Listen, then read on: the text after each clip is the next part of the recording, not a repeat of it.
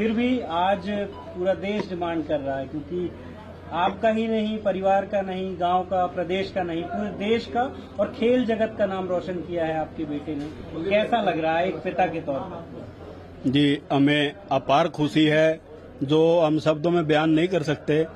दिल के अंदर इतनी खुशी है कि हम कुछ बता नहीं सकते।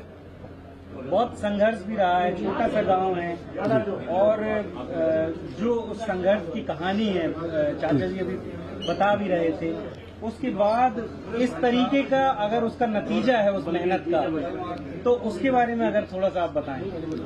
जी, संघर्ष तो देखो, एक किसान के घर में अगर होता है तो हमेशा संघर्ष में ही होता है।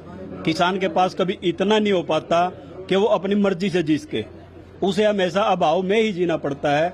किसानी के बजाय मतलब हम लोग जो मतलब बाहर अदर फील्ड में काम थोड़ा बहुत किया, तो उसी के सहारे पे हम यहाँ इस मुकाम तक पहुंच पाए, नहीं तो खाली फील्ड में अपने जो इसमें किसानी में नहीं हो पाता।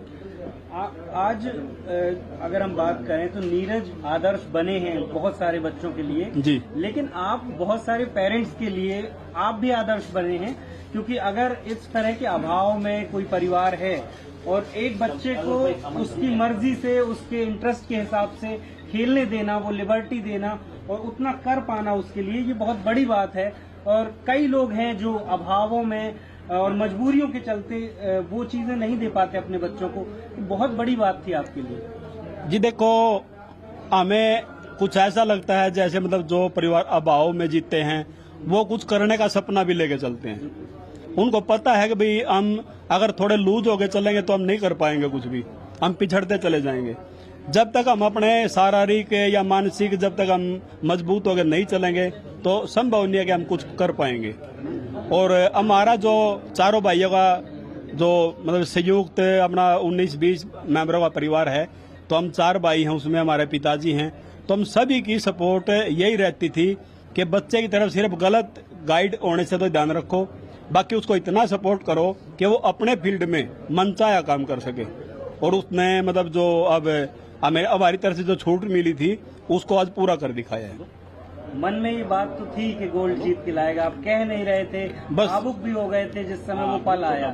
देखो सर, पता क्या है, अगर हम टाइम से पहले कुछ बोलते हैं तो उस खुशी का मजा खत्म हो जाता है। इंतजार किया जैसे हमें मतलब करीब 2010 या 11 से इंतजार कर रहे थे, इस फील्ड में गए। रियो में भी हमारा मेडल होना था हमारे हिसाब से, लेकिन नहीं जा पाया। फिर हमने सब्र किया और इंतजार किया 2020 का, तो ये पोस्टपोन्ड हो गया 2020 में। फिर एक बार सपना चकनाचूर होता दिखा कि पता नहीं संभव हो पाएगा या नहीं हो पाएगा।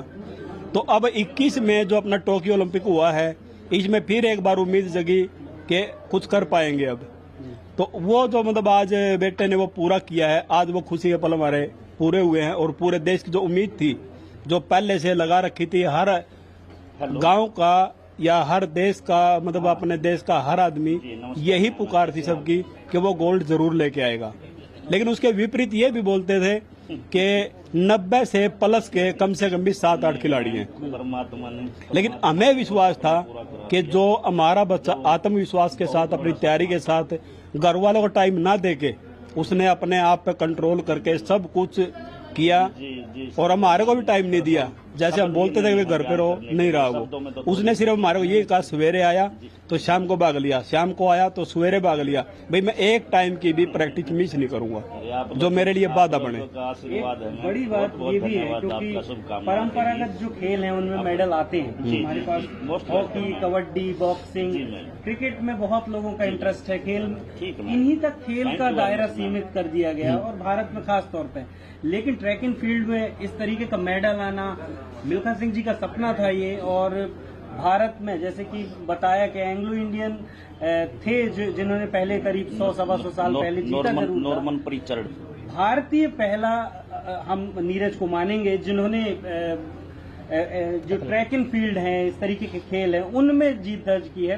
तो आप मानते कि एक आदर्श पैदा हुआ है और इस और भी अब बच्चे बढ़ेंगे? जी देखो, सही में तो क्या है, हमने जब कोविड में अपने मिल्खा सिंह जी आए थे तो हमें ये लगा था कि जो मिल्खा सिंह जी ने बोला है कि भाई अगर गोल्ड कोई आदमी ला सकता है, कोई प्लेयर या बच्चा कोई ला सकता है, तो उसने बोला कि नीरज वो सपना पूरा कर सकता है देश का, जिस पर वो गर्व कर सके। और तो परमात्मा ने उसकी नई मानी। 1 महीना पहले ही वो स्वर्ग सिधार गए कोविड के उसमें, दोबारा उनका परिवार फिर फंस गया, तो वो इस पल को नहीं देख पाए। अगर आज वो हमारे बीच होते तो सबसे ज्यादा खुशी का ठिकाना उनका था। प्रधानमंत्री जी से भी बात हुई थी नीरज की, और उन्होंने भी काफी हौसला अफजाई करी थी, उनकी चोट के बारे में भी पूछा था और उनको बधाइयां भी दी थी। उनका भी विश्वास जीता है, पूरे देश का विश्वास जीता है। जी देखो, जब लाइव में अपने पीएम नरेंद्र मोदी जी ने जो बात की थी तो हम लोग भी उसमें सामने बैठे थे, पूरा परिवार सामने था। तो उन्होंने जो बात बोली थी वो एक किस्म की एक अच्छी गाइडलाइन थी कि कभी भी दबिश में मत खेलना। अगर दबिश में खेलोगे तो प्रेशर रहेगा, प्रेशर में हम वो नहीं कर पाते, चाहे हम कितने भी शक्तिशाली हैं, प्रेशर में हम कोई भी अच्छा काम नहीं कर पाते। और जब हम अपने खुले मन से खेलते हैं या खुले मन से पढ़ते हैं तो हम उस फील्ड में बहुत अच्छा कर जाते हैं। लेटेस्ट खबरें पाने के लिए कल्याण टुडे चैनल को सब्सक्राइब करें और नोटिफिकेशन पाने के लिए बेल आइकॉन बजाएं।